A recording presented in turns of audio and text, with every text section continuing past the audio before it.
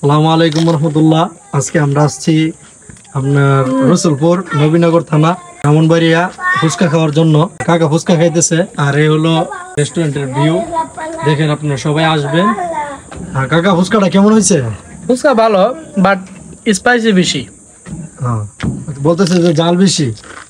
হ্যাঁ, তো আপনারা ভিডিওটা বেশি বেশি করে শেয়ার করে দিবেন। আর রসুলপুর আসলে অবশ্যই এখানে আইসা ফুচকা খেয়ে যাবেন ইনশাল্লাহ। ধন্যবাদ।